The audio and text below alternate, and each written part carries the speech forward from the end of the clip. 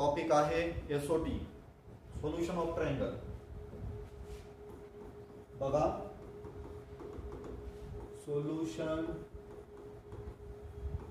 Of A triangle.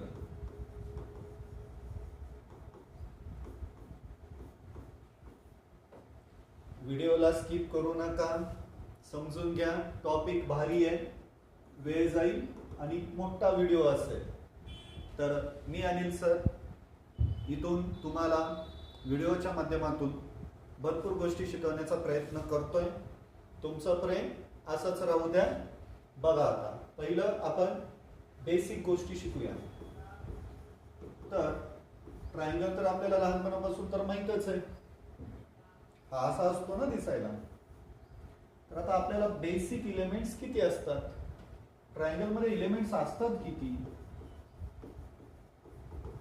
तर triangle मध्ये 6 elements असतात. किती? 6. हो, 6 एलिमेंट्स असतात. 3 अँगल्स असतात आणि 3 साइड्स असतात. हो का नाही? काय म्हणतोय मी? 3 साइड्स आणि अँगल्स. अँगल मध्ये पण टाइप्स येतात, पण एवढं डिटेल मध्ये आपल्याला जायचं नाही. इंटेरियर अँगल घ्यायचे आपल्याला. कसले अँगल्स? Interior angles. आणि 3 साइड, 3 साइड्स. आता लक्षात ठेवा, आपल्याला ह्या लेसन मध्ये नोटेशन यूज करायचे असतात, स्टँडर्ड नोटेशन्स. तर मग स्टँडर्ड नोटेशन मुळे आपण काय करूया, अँगल्स जे आहेत, angles, angle A, measurement of angle A, measurement of angle B आणि मेजरमेंट ऑफ अँगल सी. लहानपणापासून आपण हे पाहत आलोय, असं आपण लिहायचो बघा.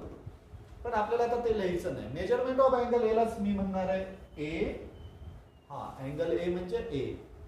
मेजरमेंट ऑफ अँगल बी ला मी बी म्हणतोय आणि सी ला सी म्हणतोय. ठीक आहे. तर पहिलं हे नोटेशन क्लिअर करा. हे नोटेशन्स आहे. साइड्स मध्ये पण नोटेशन्स येतात, साइड मध्ये पण नोटेशन येतात. तोपर्यंत आपण ए बी सी लिहूया. आता तुम्ही काय म्हणसाल, साइड मध्ये काय येणार? लेंथ ऑफ ए अँगलच्या opposite length of B C येणार. आपण ह्याला म्हणायचं स्मॉल ए. लक्षात ठेवा बरं का, अवघड नाहीये, पण नोटेशन अवघड असतात. सुरुवातीला नोटेशन क्लिअर पाहिजे. ठीक आहे. बी च्या अपोजिट स्मॉल बी म्हणायचं, म्हणजे A C small B. C च्या opposite length of A B म्हणजे स्मॉल सी. तर पहिली गोष्ट ह्याला म्हणतात स्टँडर्ड नोटेशन्स.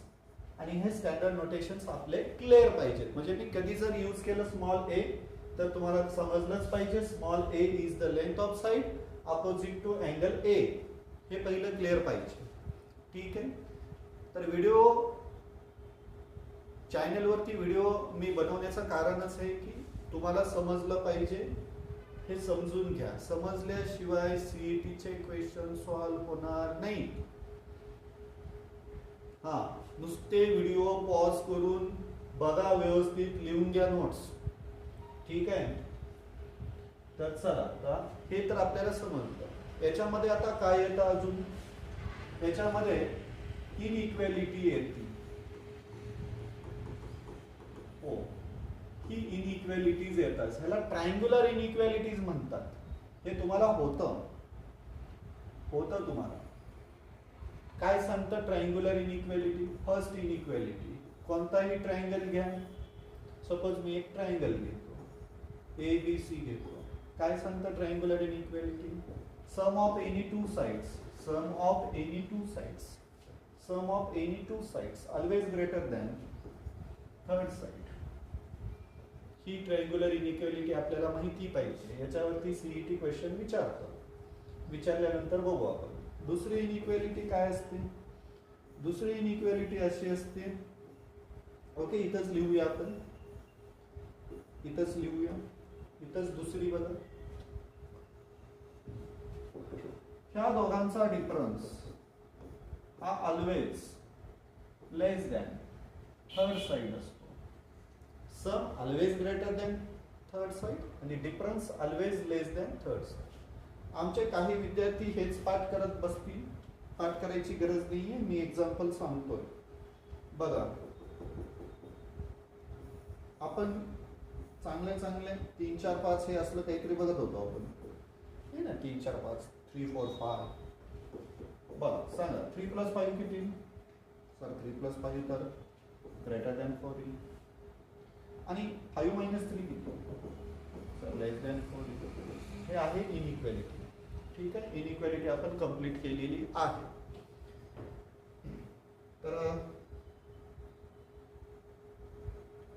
अजून एक गोष्ट, अजून एक बेसिक विचार करा. याच्यावरती एमएसटी सीईटी क्वेश्चन विचारतं आणि विचारलेले आहेत. तुम्हाला हे माहित पाहिजे. काय माहिती पाहिजे? नीट बघा.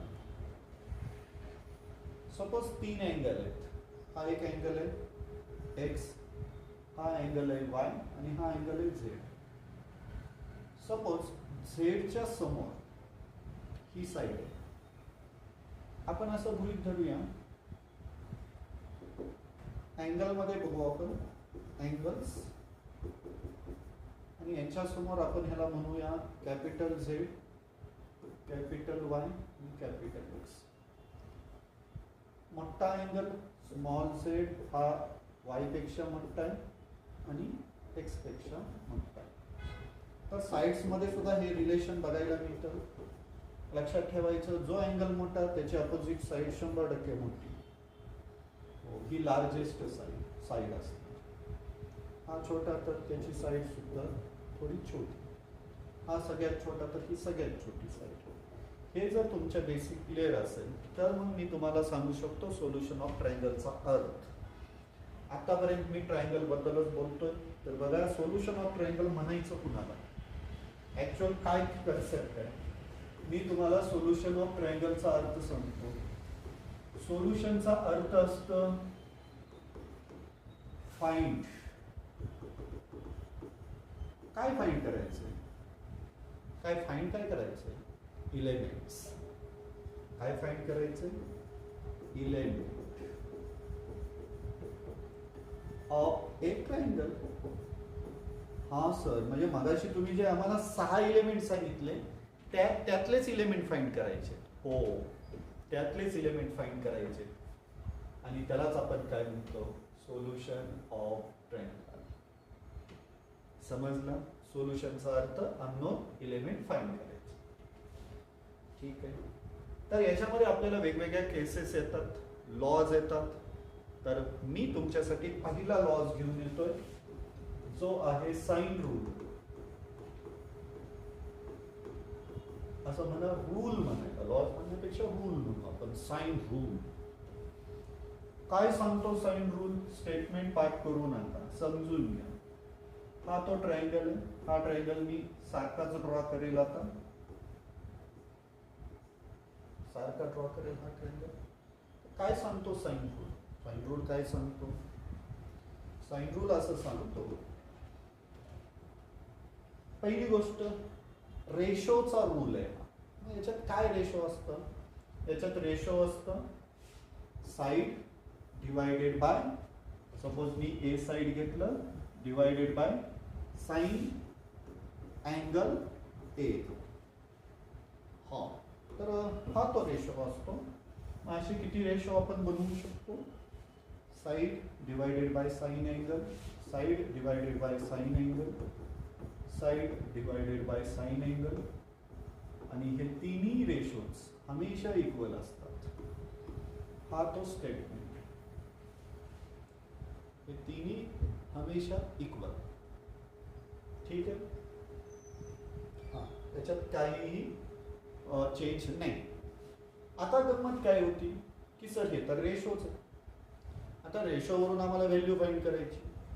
आता रेशोवरून व्हॅल्यू फाइंड करायची असेल तर आपल्याला काय करावं लागतं? याच्यामध्ये छोटेसे चेंजेस करावे लागतात.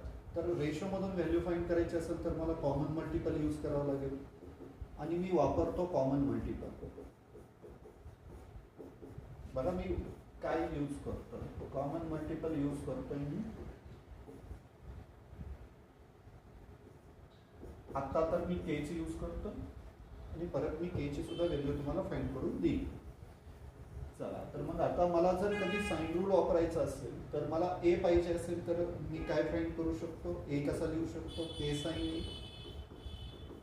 मला जर बी पाहिजे असेल तर मी लिहू शकतो के साइन बी, आणि मला सी पाहिजे असेल तर के साइन सी. अशा वेळी आपल्याला साइन रूल काय करता येतो,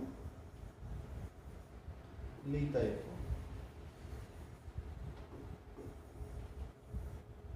ठीक आहे.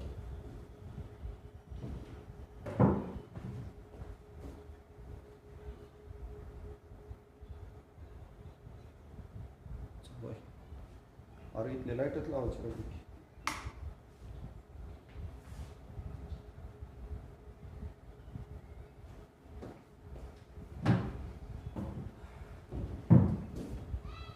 ओके, बरेच विद्यार्थी आमचे काय म्हणतील, ओ सर आम्हाला जर साइन ए ची व्हॅल्यू फाइंड करायची असेल तर कुछ नहीं करने का बेटा, इधर देख. तुम्हाला माहिती आहे रेशो कसे लिहिता येतात, कसे पण. गाव आपलंच आहे ना, गाव आपलं असेल तर आपण कुठेही बसू शकतो. बघा असं लिहायचं, हा सर. मग जर आपण असं लिहिलं तर आपल्याला माहिती आहे साइन ए ची व्हॅल्यू आपल्याला किती लिहू शकतो, के ए.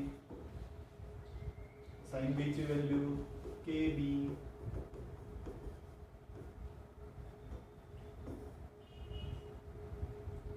आणि साइन सी ची व्हॅल्यू आपण किती लिहू शकतो, सी के किंवा के सी, कसं पण. ठीक आहे, म्हणजे ह्या व्हॅल्यूज आपल्यासाठी काही मोठी गोष्ट नाही आहे आणि खरंच नाही. आपल्याला पाहिजे असे आपण लॉज लिहू शकतो. ठीक आहे. खरी गंमत इथून पुढे चालू होती. तुम्हाला एमएसटी सीईटी एक सवाल विचारेल किंवा जेही पण विचारेल, बघा आता मी काय सांगतोय. तुम्ही लहानपणी एक गोष्ट शिकला होता, एक सर्कल ड्रॉ करायचा. आठवून बघा, सर्कमस्क्राईब सर्कल असायचं, डायमीटर कनेक्ट करायचा तुम्ही. हो, तुम्हाला प्रॉपर्टी माहिती आहे. आणि ह्या सर्कम्फरन्स वरती कुठेही आपण जर एक ट्रायंगल ड्रॉ केला, असा ट्रायंगल ड्रॉ केला तर इथं 90 डिग्री अँगल यायचा. असं होतं आपलं ना लहानपणी, कधीतरी बघितलं असेल आपण. ठीक आहे. तर महत्वाचा विषय काय, महत्वाचा विषय हा आहे, जर हा अँगल ए असेल तर ही पूर्ण साइड डायमीटर ए असेल. पूर्ण डायमीटर ए असेल. गंमत बघा, पूर्ण डायमीटर ए असेल. हा सर. मग आपण जर हे पण कनेक्ट केलं तर हे आर असेल, हे आर असेल, हे आर असेल, कारण हे सर्कमस्क्राइब्ड सर्कल आहे. हा ट्रायंगलच्या बाहेरून गेलेलं. ओके. ए नंतर इथं बी असेल आणि इथं सी असेल. बी च्या समोर स्मॉल बी, सी च्या समोर स्मॉल सी, स्मॉल सी. ठीक आहे. असं करून टाकू. वापरा बरं साइन रूल. चला वापरू. A divided by sine A, B divided by sine B आणि C divided by sine C. आपल्याला तो के फाइंड करायचा. चला ए ची व्हॅल्यू भरूया. ए ची व्हॅल्यू भरू. ए ची व्हॅल्यू सर, ह्या ए ची व्हॅल्यू किती असेल, साइन ए साइन 90, आणि हे तसंच राहणार.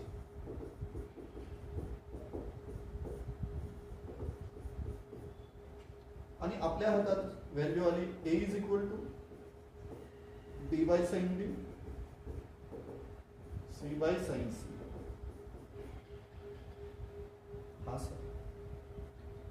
आणि मग आता आपल्या लक्षात येत आहे की ए ची व्हॅल्यू ही 2r आहे. त्या ए ची व्हॅल्यू किती आहे, 2r. हा सर. म्हणजे आपल्याला एक गोष्ट कळती, जर आपण कॉमन मल्टिपल वापरला इथं के, तर ह्या के ची व्हॅल्यू 2r आहे. हो, तुम्ही हे तिघं इक्वल आहेत त्यामुळं ए इज इक्वल टू के आणि ए ची व्हॅल्यू 2r आहे. हा सर. म्हणजे आपल्याला एक गोष्ट क्लिअर झाली, हा जो कॉमन मल्टिपल आहे 2 टाइम्स सर्कम रेडियस आहे. इथंच तो क्वेश्चन असतो.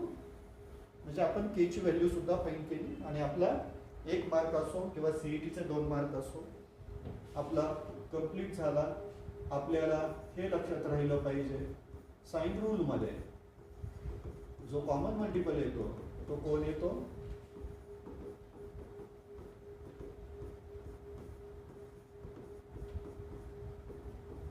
वार येतो. ठीक आहे.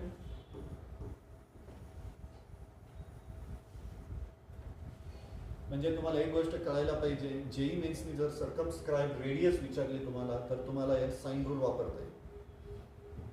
वापरता येईल. ठीक आहे. हे होती आपली साइन रूलची स्टोरी आणि साइन रूल आपण कंप्लीट केला.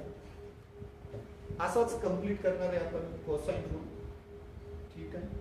त्याच्यानंतर दुसरा रूल येतो, कारण हे थेअरीचा लेक्चर आहे. आज आपल्याला त्या लेक्चरमध्ये थेअरीज बघायची. ओके. साइन रूल नंतर येतं कोसाइन रूल. हा तर खूपच इंटरेस्टिंग आहे. लिहिताना जरा व्यवस्थित लिहूया आपण. मी जसं लिहित तसं तुम्ही लिहायचा प्रयत्न करा. लगेच जमेलच असं नाही, पण बघा कोसाइन रूल आणि साइन रूल मध्ये फरक असतो. साइन रूल कधी वापरायचा? अँगल आणि इट्स अपोजिट साइड माहित असेल तर साइन रूल वापरायचा. कोसाइन कधी वापरायचा? 2 ऍडजसंट साइड दिले आणि बिटवीन अँगल दिलाय तर वापरायचा. ठीक आहे. म्हणजे मला फाइंड करायचं आहे ए. नीट आहे का? हा अँगल दिलेला आहे मला, ही साइड पण दिलेली आहे, ही पण साइड दिलेली आहे, ही फाइंड करायची. तर मग मी कोसाइन वापरू शकतो आरामात. हो. म्हणजे मी तुम्हाला साइन आणि कोसाइन रूल कधी वापरायचे हे पण सांगितलं. अँगल आणि इट्स अपोजिट साइड दिलेली असेल, अँगल आणि इट्स अपोजिट साइड दिलेली असेल तर रेशो निघतो, त्यामुळे साइन रूल यूज होतो. 2 साइड्स आणि बिटवीन अँगल दिलाय तर तुम्हाला कोसाइन यूज करता येईल. किंवा 3 साइड दिले, एक अँगल फाइंड करायचा, कोसाइन वापरू शकतो. चला, तर कोसाइन रूल लिहायचा कसा?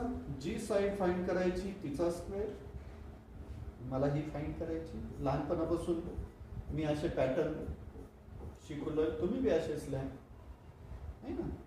हे पॅटर्न -2 टाइम्स परत त्याच दोघांचं मल्टिप्लिकेशन इंटू कॉस. हा जो पॅटर्न आहे, हा पॅटर्न माझ्या लक्षात आहे. मी असं पॅटर्ननीच लिहितो फॉर्म्युले. तुम्ही पण हा पॅटर्न एकदा बघून घ्या. फक्त गंमत अशी, जे दोघं इथं असतील तेच दोघं इथं असतील, हा रूल विसरू नका. जी साइड इथं असेल, सपोज ही साइड असेल आणि त्या साइडचा अपोजिट अँगल इथं असेल,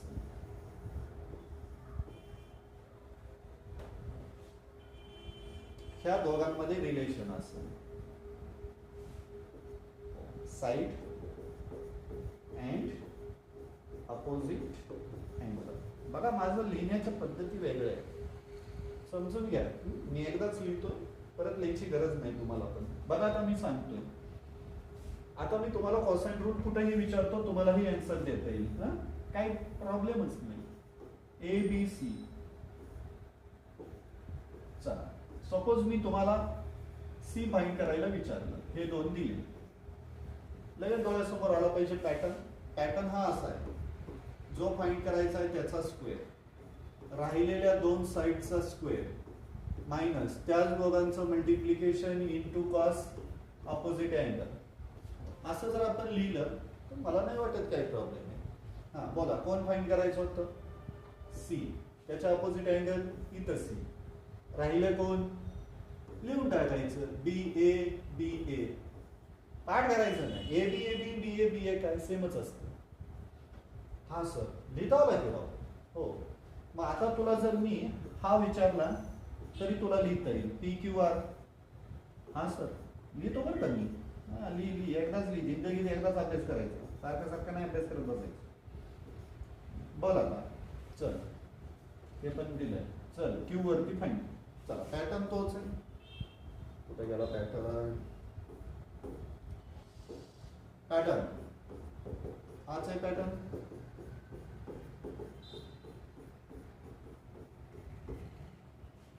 लिहा बरं एकदा, लिहून टाका.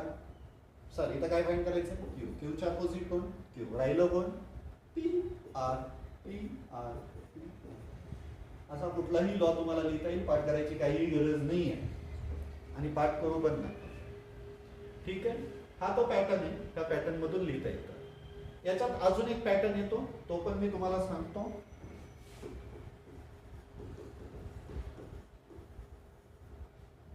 दोन पॅटर्न मध्ये कोसाइन रूल लिहिले जातात, एकदा साइड फाइंड करायची असते आणि एकदा अँगल. आता माझी सिच्युएशन आहे, मला अँगल फाइंड करायचं.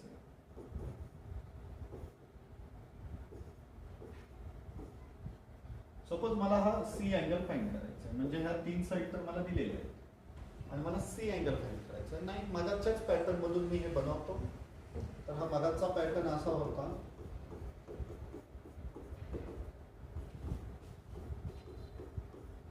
इथून जर तुम्ही कॉस बनवलं तर तुम्हाला लक्षात येईल हे इकडे जाईल, हे इथं मल्टिप्लाय करेल, या दोघांच्या स्क्वेअर मधून तिसरा मायनस, हा तो पॅटर्न. गंमत अशी आहे, चला याच्यासाठी लिहू आपण.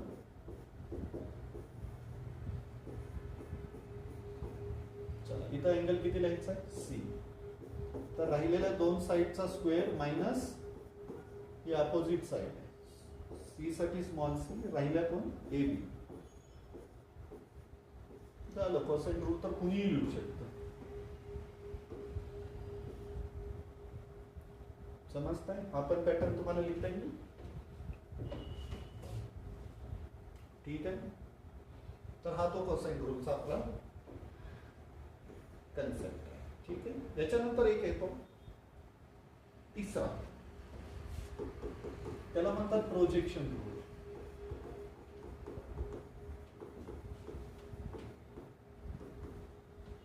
हा जो प्रोजेक्शन रूल आहे तो पण खूप सुंदर आहे. पहिलं बेसिक बघा, सपोज हा ट्रायंगल उभा केला आपण असा आणि इकडून जर लाईट पाठवली तर ही लाईट इथून इथं एक शॅडो पडेल, ही पहिली शॅडो, आणि इथून इकडं दुसरी पडेल, ही दुसरी. ही जी लेंथ असेल त्या लेंथला ह्या अँगलनी एल कॉस थीटा असेल,